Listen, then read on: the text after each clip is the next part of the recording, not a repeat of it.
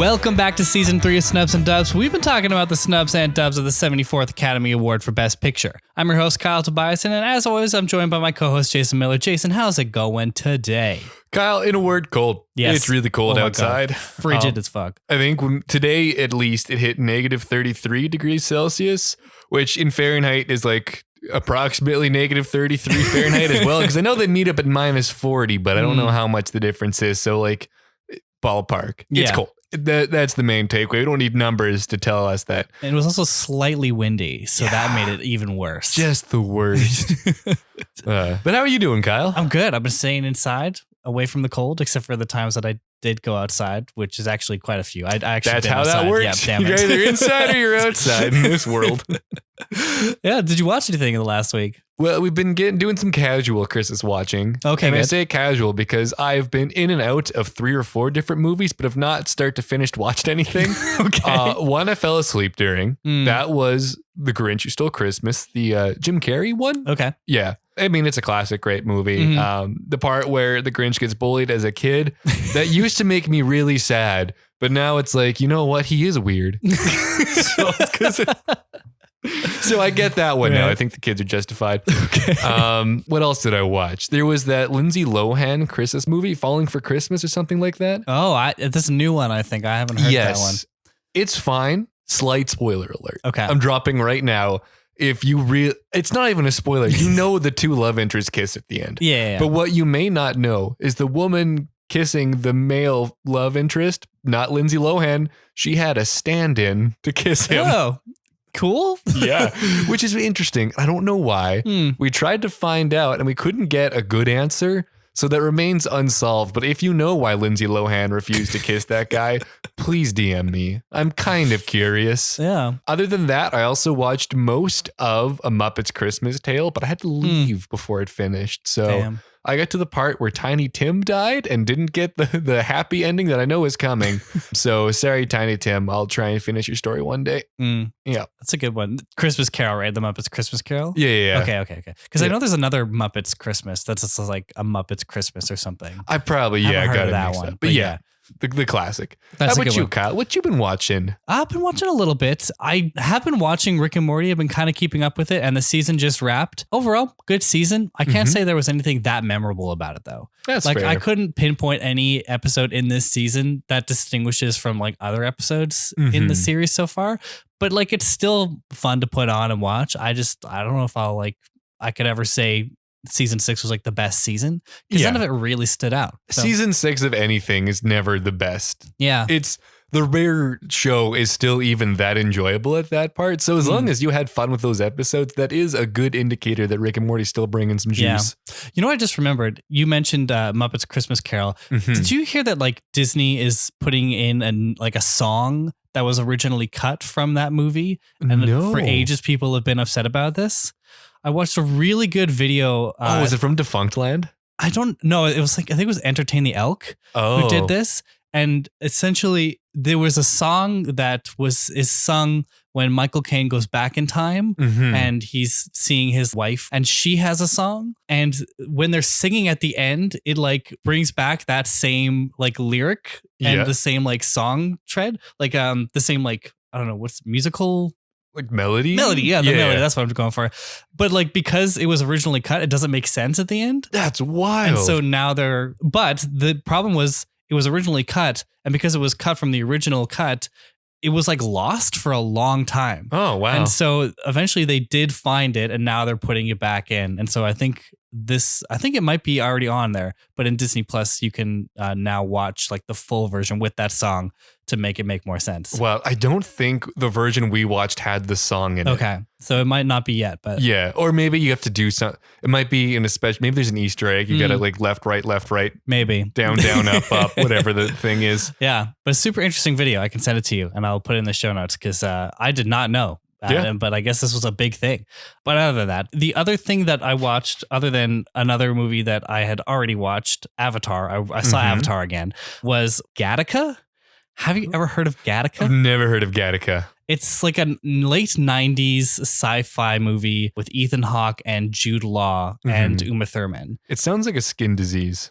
Well, it's funny you say that because the entire movie was about like your genetic build and like how even at birth, how your genetics are determines how well you'll do in life, essentially. Oh. And so it's advisable for parents to basically have biologists mess with your child's DNA before they're even like conceived. And like they do like in vitro, I think it's in vitro, like where they do it basically a test tube baby. But like they mess with the egg and the sperm to make it like basically an ideal version of that child. Oh, hell yeah. To like get rid of all diseases and that sort of thing.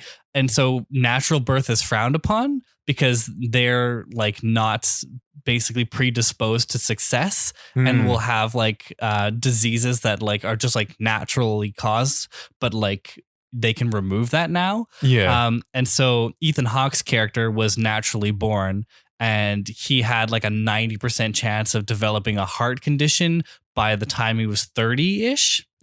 And so he gets to about that age, but he's still like trying to fight against the system is in place because not only is like birth that controlled, but the workplace is controlled in that matter too, wherein like your interview for a job will be a blood test and they'll see your potential to make sure that you're right for the job. And that'll be it. Oh, wow. And so like he basically does like a scheme with Jude Law because Jude Law's character is one of these people that is perfectly genetically predisposed to be a success. You seen Jude Law? Yeah. But I won't give it away because it's really cool. But like he has like a reason why he doesn't want to or he can't do that anymore. And so Ethan Hawke basically takes his identity and they do things to make it so like he can get past all of these genetic tests. So Ethan Hawke can succeed in like a normal way where like he's just smart and so he can succeed. But because there's those barriers in place, he couldn't even get in the door, but now he can. But then he like leaves an eyelash behind once.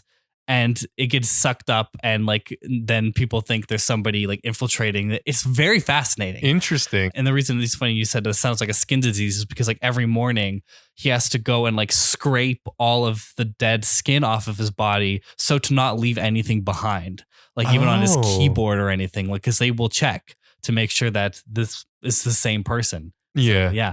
It was a very interesting watch. It's sometimes a little bit slow. But it was kind of like a high concept sci-fi espionage type thing. Like I was really in the mood for it and it really worked for me. I really liked it. So I recommend it, Gattaca. But other than that, yeah, I like I said, I watched Avatar: The Way of Water again.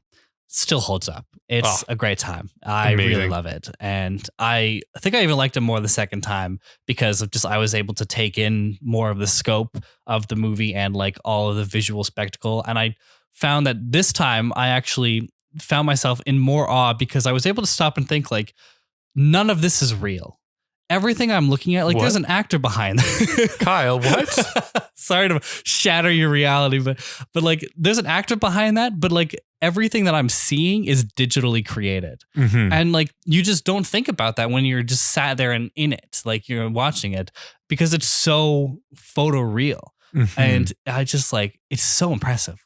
And I think everyone should see it. It's a great time. I want to see it. Yeah, definitely. Well, I mean, I don't really care that much now that I know that it's all fake. Yeah. Unbelievable. But yeah, other than that, watched a movie for this episode. Of course, season 3 of Snubs and Dubs is covering the films from the year 2001. And so for episode 21, we are talking about The Man Who Wasn't There. Jason, had you seen or heard of this before? Now, I haven't seen this before. And I have only heard of this because some other movie earlier in the season shared Best Director with this movie. And it wasn't for the Oscars, of course. They don't share there. It was for a different movie award. And I don't remember that, but I remember seeing like... I just saw this, so I actually know what it is. It was for the Palme d'Or in the Cannes International Film Festival. They shared it with Mulholland Drive with David Lynch. Yeah. Apparently, the Cannes d'Or have a particular taste.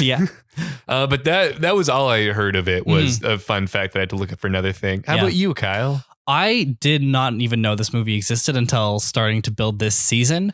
And the only reason I know is that it was nominated for one award. We'll get to that later. And that was the only thing I saw of this movie from this year. And then further research, you find this is a Coen brothers movie. Yeah. And I never heard of that. Me neither. In their filmography before. This is the goddamn movie that wasn't there. No one knows about this exactly. thing. And it's so weird because like I really like the Coen brothers. So I would think that I would maybe try to seek this one out if I had known, but like I just had never heard of this movie before. And so it was definitely excited to watch it as a Coen brothers movie. But if you had told me at the start of this year that we would be watching 2 Billy Bob movies, yep, I would not have believed you and probably would have stopped one of them. I would have texted you and been like, hey, Nick's one of those. we're not doing 2. That's actually in my contract. Yeah. So you are in breach and will have to pay me quite a sum of money. Like, I don't know. I like sometimes he's okay, but like I did not think that in the 3 seasons we have done 3 movies and 2 of them were in the same season. Yeah. Like what? It's so wacky. But also he's like the same in this. I don't know. We'll get into it a little bit more. We'll get to Billy Bob. Oh, we will get to him. All right. Well, if you were interested in The Man Who Wasn't There, I've included the links to the physical media related to it in the show notes. If you buy through that link, it'll help out our show. Or if you have any other Amazon shopping to do, follow the general link to help out our show in the process. A reminder that this is going to be a spoiler-filled conversation. So if you haven't seen this movie yet and you want to, go ahead and do so. I've also included time codes in the show notes so you can skip around to your heart's desire. But without further ado, let's get into it. The Man Who Wasn't There is a 2001 American epic satirical noir crime film. This was directed by officially Joel Coen, unofficially also Ethan Coen. We know how they work. And was written by Joel and Ethan Coen. This is starring Billy Bob Thornton as Ed, Frances McDormand as Doris, Michael Badalucco as Frank, James Gandolfini as Big Dave, and Scarlett Johansson as Birdie. It has a runtime of 116 minutes and released on Halloween 2001. So Kyle, this is the third Billy Bob Thornton. The first 2 flops. Bottom of the ranking each, especially Sling Blade. We kept burying that even harder every time we could. How does the third Billy Bob installment, The Man Who Wasn't There, how does that measure up? Well, I'd say third time's the charm because this actually worked for me. I really like this one. Really? Yes. Soon pile of crap. This movie sucks so hard. Really? Yeah. Okay, cool. All right. But I do have to I need to ask you something. Yes. Could you hear what they were saying when you watched it? Like, was the sound okay? Yeah. I couldn't get it to sound good. I don't know what the issue was, but in my movie streaming, like normally on my TV, I'll watch things between volume like 20 to 30. Yeah. Will be loud. I had this on 76. Oh my God. And couldn't hear most of the narration that was going on. Weird. And also I tried to put on closed captioning because that would really tide that over. Yeah. On the YouTube stream we have, the closed captions are a good 20 seconds behind and entirely unusable. Yeah. And it wasn't just you, like I went and confirmed it afterwards because you texted me. You were like, can you check? I think I'm going crazy. And yeah, it's the YouTube stream. So YouTube, sort out your closed captions for The Man Who Wasn't There because yikes. But I don't know how I think at times I went into the 80s, but I was scared that like some noise had actually hit the right volume and my entire house would wake up as like comically like a cartoon. The top half of my house lifts off the foundation because the noise is so loud. But no, I spent a lot of time straining my ears to hear Ed Crane's narration. Right. So that might paint my experience watching this. Yeah, maybe. Because like I said, I didn't have a problem with the especially the narration. Like, I think there was some times where the dialogue was a little bit lower, but I found his narration always came through pretty clearly. So yeah, maybe that is literally the difference between my enjoyment and yours, is that you could actually hear what he was saying. Yeah.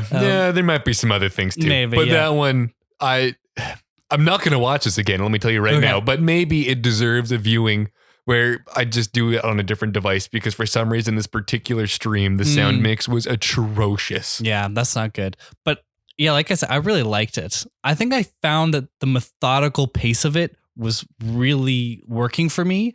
I know it could seem slow, but I just found that maybe it was the Coens writing and I could feel the Coens in this movie. Like it felt like a lot of what they have done before in so many ways where like it is a different concept for a lot from like obviously all of their movies, but I could still feel their flavor in it. And I found that the performances, while Billy Bob is very just one note, it works. And then everyone around him is so much bigger. And I love Gandolfini in this. Oh, he's of course. so fucking good. Frances McDormand doesn't get a lot to do, but in her small little moments, like she's great. Oh, Frances McDormand is never not perfect in exactly. everything she touches. And I just found that I was engaged like the whole way through, even though it does kind of truck along at a very constant, like a steady pace.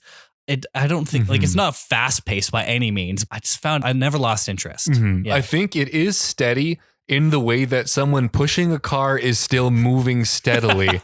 But, and I will say, this commits one of my least favorite things in any kind of movie or TV show dialogue, where one character doesn't reply to another character saying several lines at them in a conversation. I want to shut off anything that does that, because that never happens in conversation. Yeah. It's painful to listen to. It happens whenever anyone speaks to Ed. So this thing that I hate happens in most dialogue scenes where people just speak at Ed ad nauseum. And while some of it's for the effect of like, I'm Ed, I'm a big old grump, and I don't talk to people. A lot of it, like when James Gandolfini's talking to him about promoting Frances McDormand's character, he never replies. And that's so frustrating to me. That's not how conversation works. It's just like completely ruins my suspension of belief in movies because it's just annoying to watch that happen. And it happens a lot. That's fair. Like that was obviously a choice because of the character himself. But you're right. Like in a natural conversation, even if you're not interested, you might be like,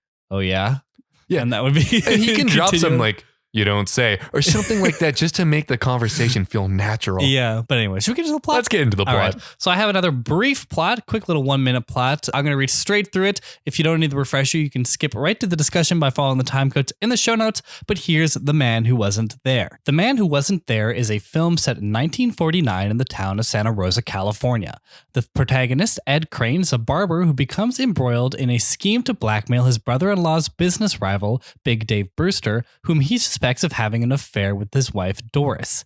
Ed collects money from Brewster by anonymously threatening to reveal the affair, but things go awry when Brewster finds out. Ed has to kill him, and when Brewster is found murdered, Doris is arrested for the crime. Ed hires a defense attorney, Freddie Riedenschneider, to represent Doris, but she ultimately hangs herself in her cell before the trial takes place.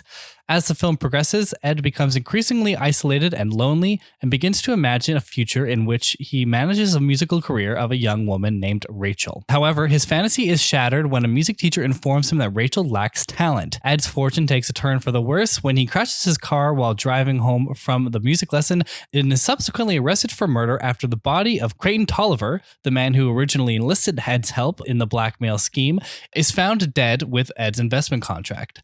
Ed is sentenced to death, and while waiting on death row, he writes his story for a pulp magazine. Just before his execution, Ed sees a UFO outside the jailhouse and reflects on his decisions and is hoped for a reunion with Doris in the afterlife. But that's The Man Who Wasn't There. Man, it's crazy how little you can fit into 2 hours of movie, Kyle, isn't it? It is funny because, yeah, like the plot I have is very brief. And as I was saying to you before, there's like big events that happened, but like it's still like a long movie. And so like it's easy to kind of trim down this movie into its just major points. But did you think that he was going to kill somebody? Like, did you have any concept of what this movie was about before going in? So I didn't have any ideas about what was going to be happening next. And I think they write a plot that isn't predictable. Yeah. Yet still not interesting. I don't know. I thought there was some interesting points, but they're just so far apart from each other with so little in between them that when they happened, I still wasn't that interested. That's fair. I was also in the dark for this. And so I didn't know that he was going to be like a killer, like somebody that killed somebody. He seemed like a very passive character. And I thought that things would just move around him and he would just kind of be stagnant in a lot of his ways. And eventually that would either pay off in a good way for him or in a way that just like he ended up being so stagnant that he ended up in a position that was bad for him, which is the ending that does happen.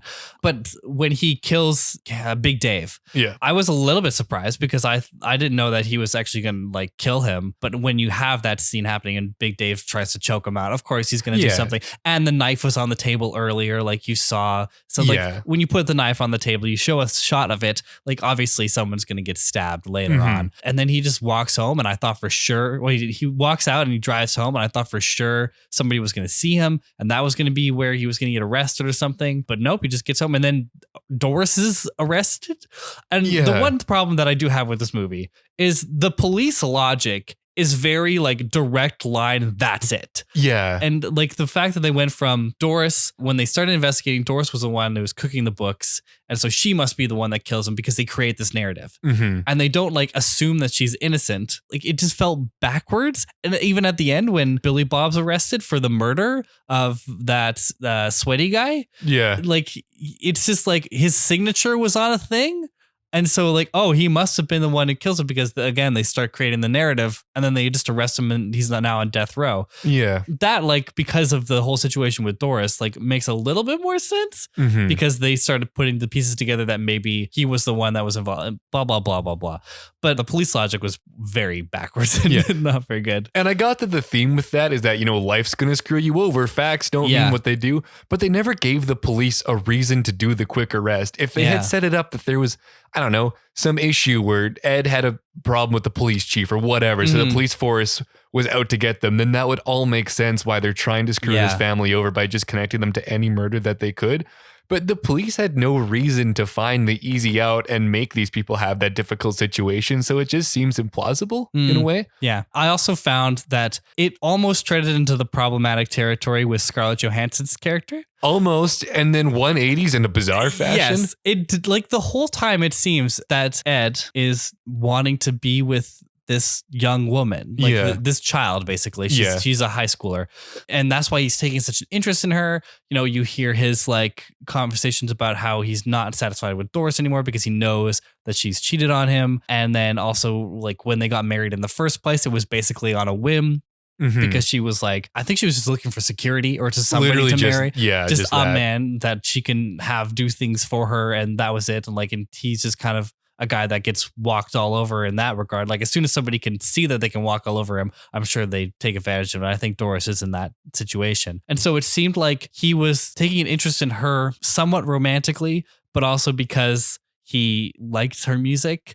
And it was just hard to read until that scene at the end where she does make a pass at him and he rejects her so like aggressively. And I thought for sure, like if she would do that to him, that he would maybe be like, okay, no, like let's, you know, no, stop. No. And then eventually something might happen. But like he adamantly is like, no, like we're not doing this. Like this is not about this. But I understand how she might have gotten that idea. Yeah. Because the whole way through, like he is obsessed with her in a strange way. But I'm glad they did it because that's a gross choice. But she was good in it too. She was good. Yeah. And I kind of felt on that I don't know where it started, but Ed at some point just tried to vicariously want a better life for himself through her and tries to offer these opportunities. I just didn't like when she then tried to give him the roadhead. It seemed out of nowhere and unnecessary, and I didn't understand why. Yeah. And then it resulted in a car crash. Yeah.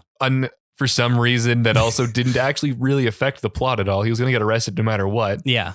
So I don't know. That scene, it felt, I didn't even mind that arc of Ed taking this interest in Birdie, you not necessarily knowing where it's going, but fearing the worst. And then it turns out he just truly wants to actually help her out, even if it's his own, like putting his own baggage on her. Yeah. And then she, I don't know, just tries to suck him off. It just feels like out of nowhere and like a frustrating reduction of what that character could be other than just like someone who had a favor given to her. So she's going to sexually return it. And it's just like, I don't know.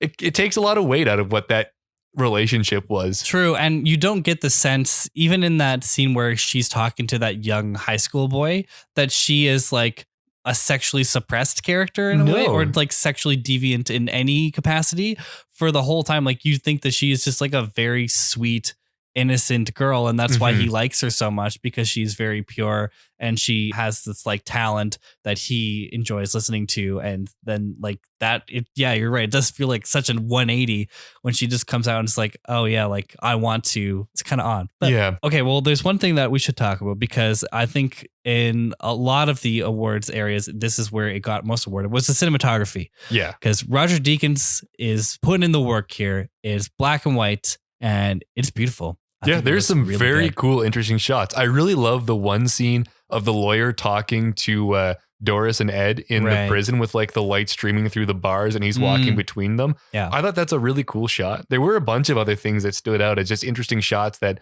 were like visually very appealing and made the black and white feel like it had so much more going on than it did. I can't even pinpoint one shot in particular that I really liked. Oh, there's one where he's like stepping out of the store. It looks really good. But I just found that the aesthetic really fit the vibe of the movie. It was just really pretty to look at. I also enjoyed when he was walking to the electric chair. That was a really cool shot when they opened the door and the room's just saturated in white except for the window of people watching in the chair. Yeah. That weird scene where the UFOs outside or over top of the prison courtyard, also really cool. What this movie, in my opinion, could have been is like a 20-minute collection of those shots and not bother having Billy Bob Thornton speak. Yeah. So what did you really not like about this movie then? I found that the characters were so like, I understand that they're meant to be uninterested, but it felt like they were angry they were in this movie. Like there was so little dialogue. It was so stretched between.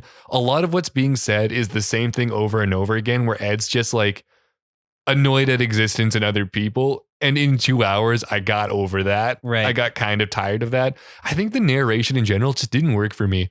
For what I could hear, I will say, because a lot of it was also broken up by the fact that I had to strain my ears and still couldn't hear it. Right. It was just, it didn't add much value to the movie. He kind of just repeats himself a lot. And in different scenes, he keeps saying about how he doesn't like people who speak. He'll do that multiple times during the movie, even though they show that more convincingly than him just saying those lines over top of scenes happening. But I think a lot of my issue is I just don't like the character of Ed at all. Every time he was on screen doing stuff, he annoyed me, from his lack of responding to people having a conversation at him to when he did speak, it was just being like, meh, I don't like things. Yeah. And that's not a convincing character that I care about, even if he's not meant to really like be the characterization of the movie. Yeah. It just, he doesn't want to be there. And then because of that, you know what? I don't really want to be here. Yeah, that's fair. And I think they could have done a little bit more with him breaking out of that routine. Yeah. Especially when Doris is arrested and especially after she commits suicide.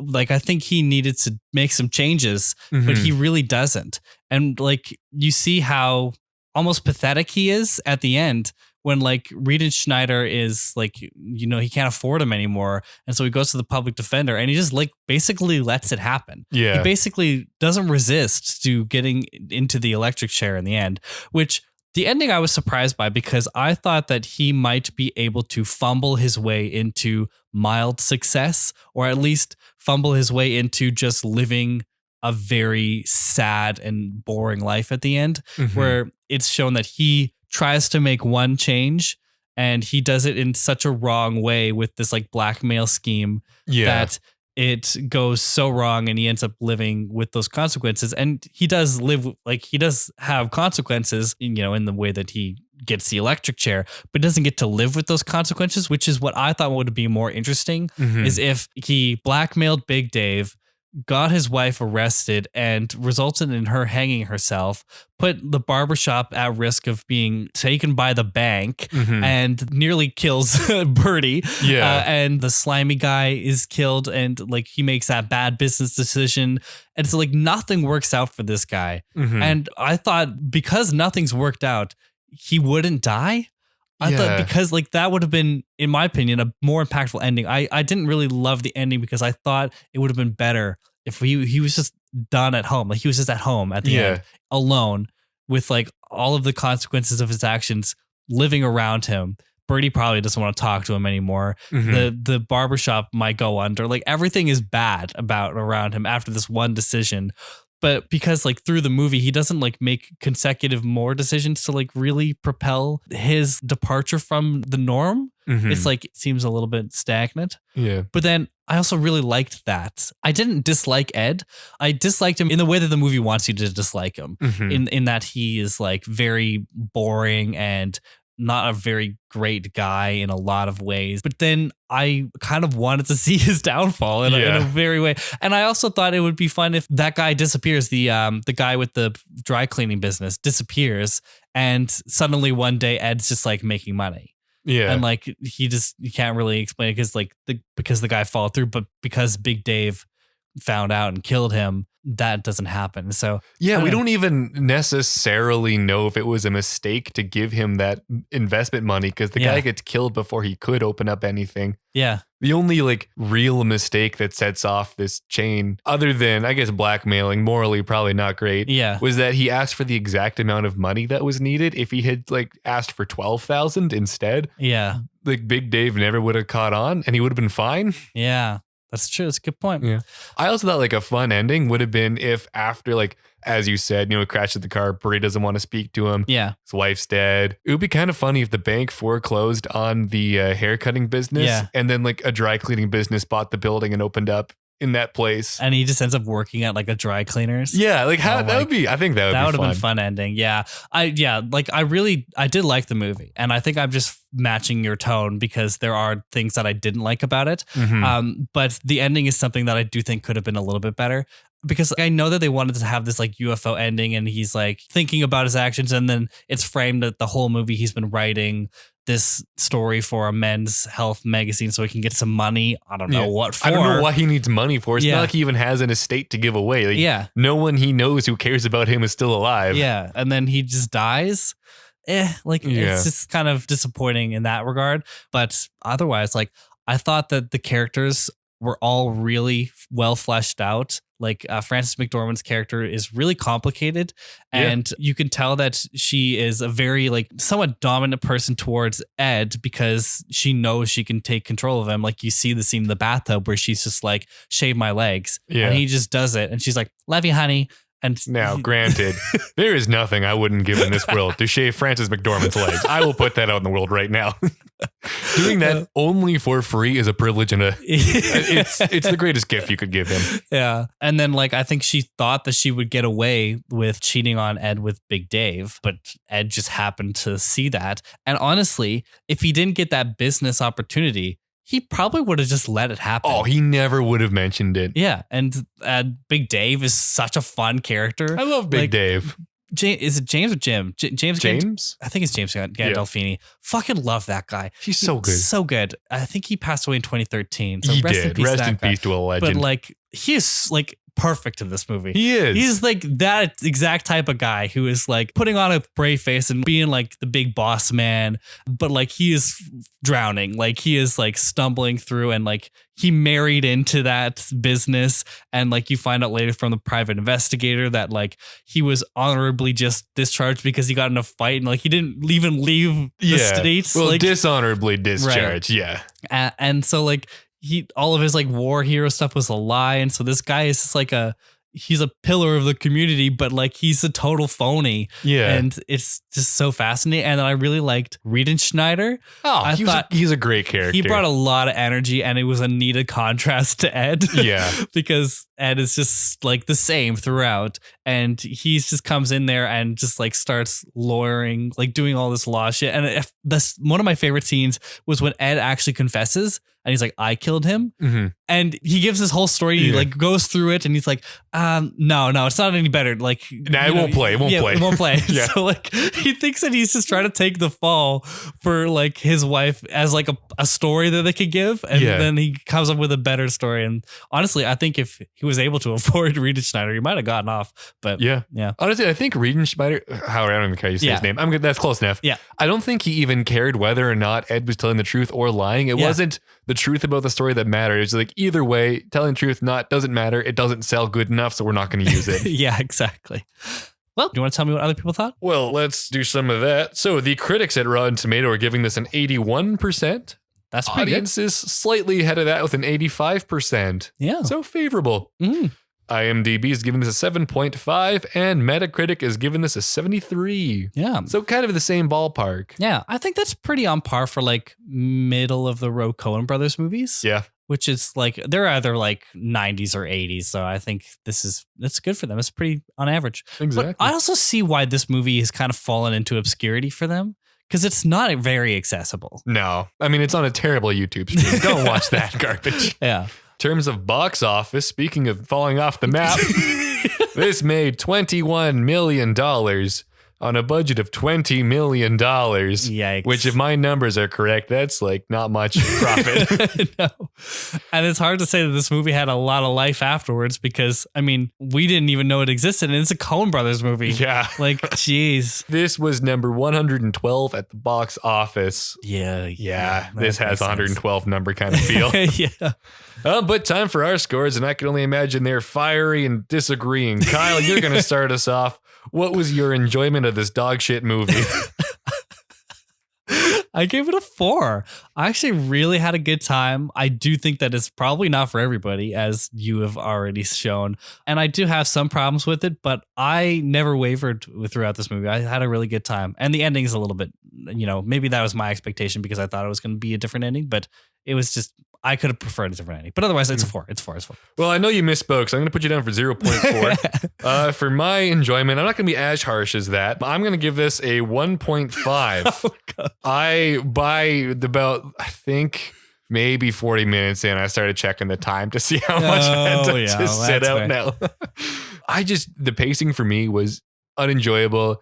Ed was unbearable, but there were some delightful characters around that. Yeah. I just could not do 80% of this movie, which was the Ed zone. That's fair. And now Billy Bob Thornton, to me, is one of the biggest red flags a movie can have. And I won't not see a movie because Billy Bob Thornton's in there. It's just that my expectations will lower the more he has screen time in the movie. There's still time. This episode comes out in the new year, but while we're recording, there's still time before Christmas for you to watch Bad Santa. Is he in that? He is the titular Bad Santa. So I'll try.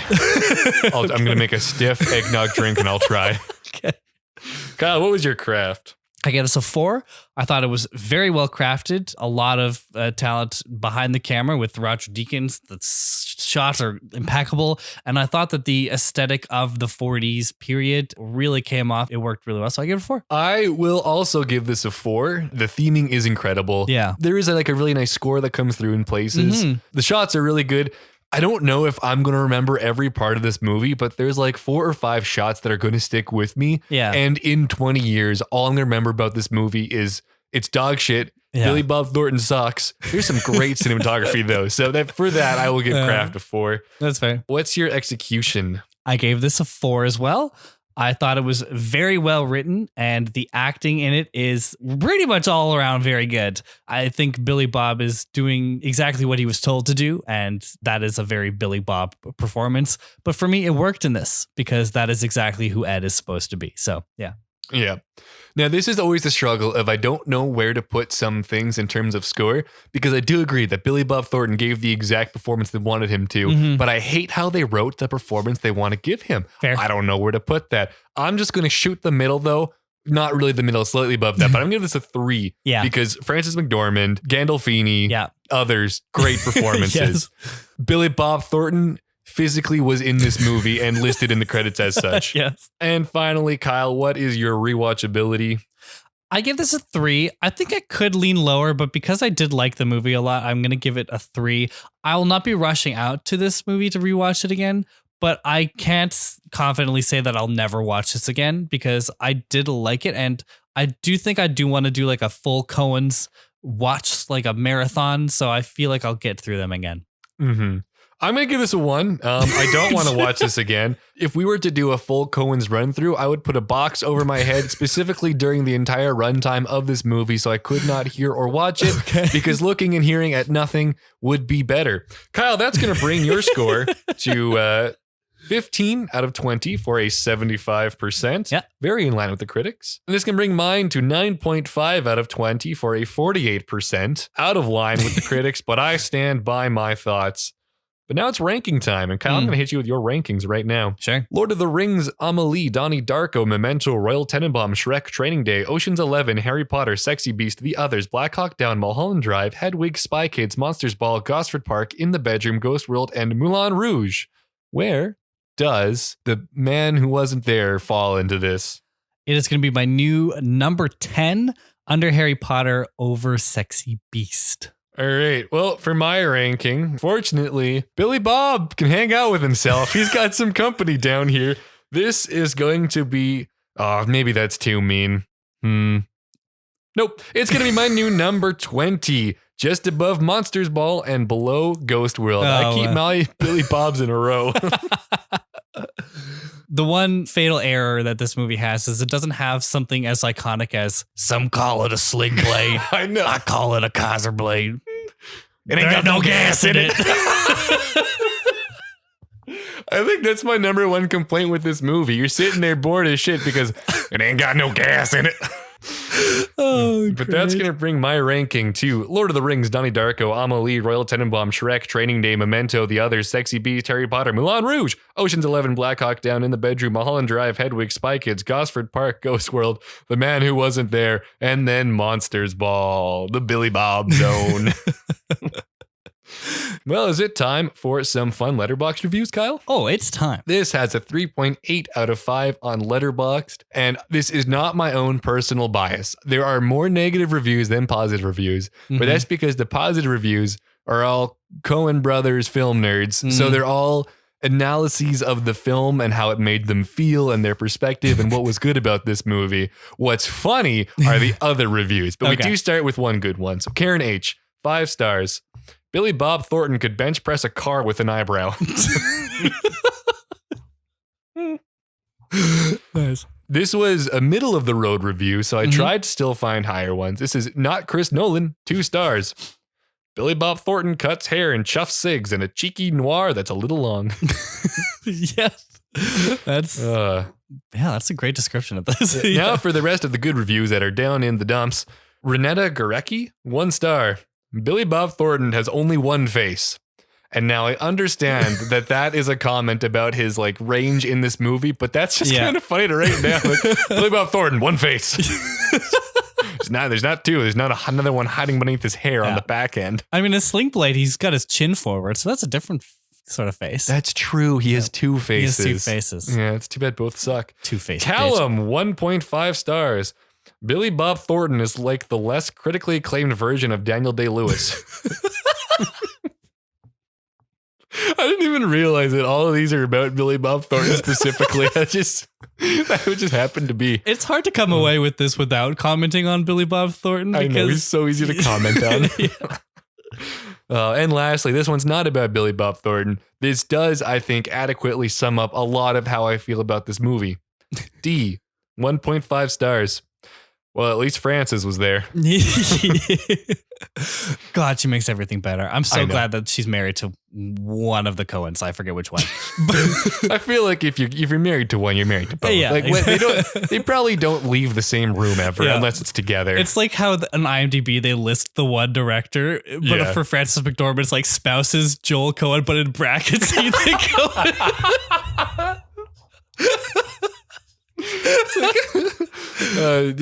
Frances McDormand, married to Joel Coen, produced by Ethan Coen. All right, this is time for awards. Oh boy. Kyle, take a stab at it. What do you think this was nominated for at the Academy Awards? Well, I'll tell you that I know the exact award it was nominated for. It was cinematography. Ooh, that's wrong. It was for best cinematography. Well, not just that it had some present in the movie.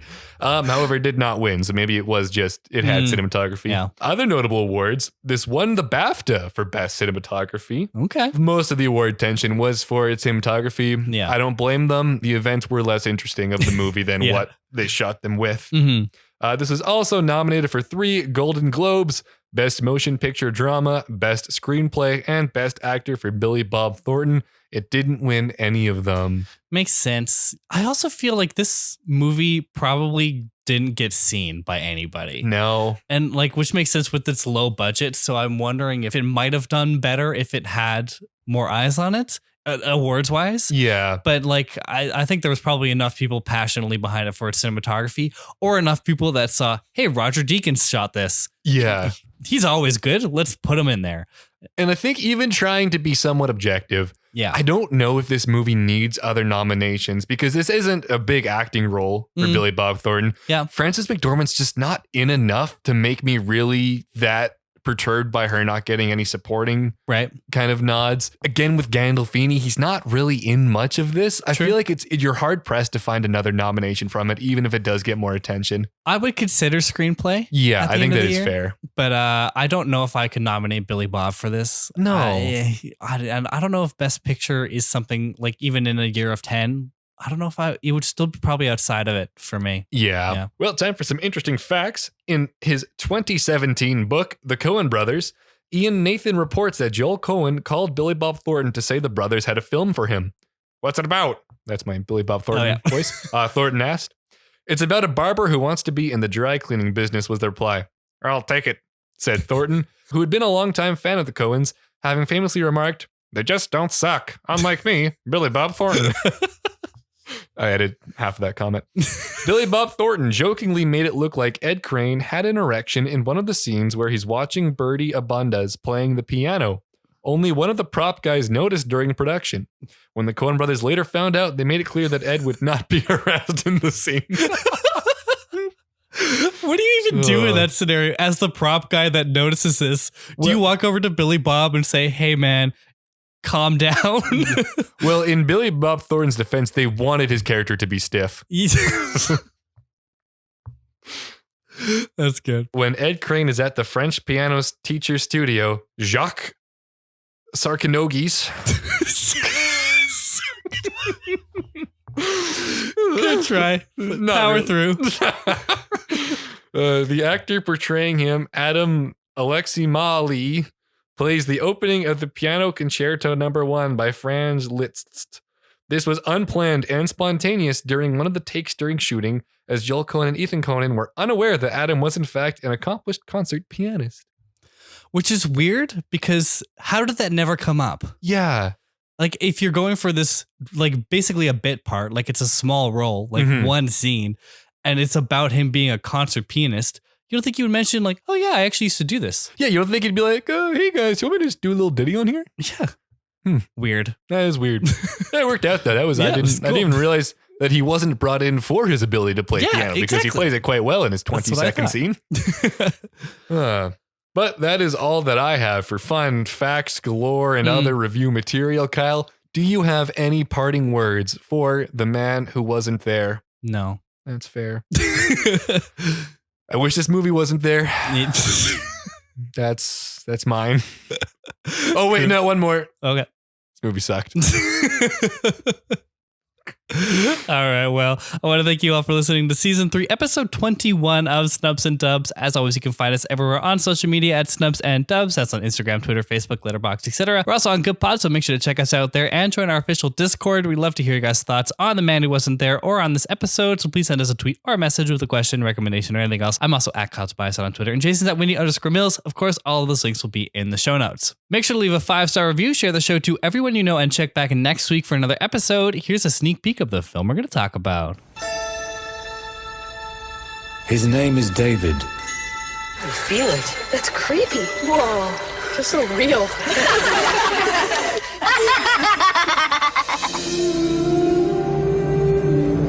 In a distant future, in an age of intelligent machines, he is the first robotic child programmed to love. That's right. Next time we're talking about Steven Spielberg's AI, artificial intelligence. So make sure to watch it before next episode.